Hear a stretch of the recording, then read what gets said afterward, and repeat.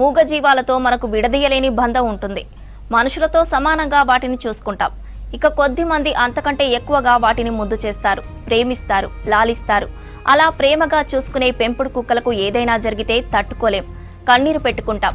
మనిషి కంటే ఎక్కువగా అవి లేవని బాధపడతాం. అలాంటి బాధే ఇప్పుడు రాష్ట్ర మంత్రి కొండా సురేఖకు ఎదురైంది.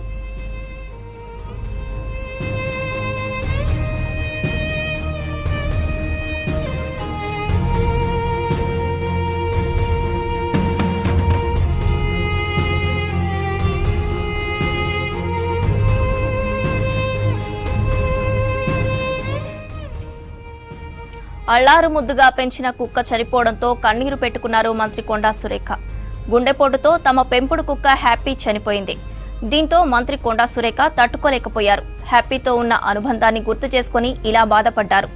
అంత బాధలోనూ కుటుంబ సభ్యులు స్టాఫ్తో కలిసి హ్యాపీకి అంతిమ సంస్కారాలు నిర్వహించారు. ఇక సెలవు హ్యాపీ అంటూ వీడ్కోలు పలికారు. మంత్రి బాధను చూసి అక్కడున్న వారంతా కన్నీరు పెట్టుకున్నారు.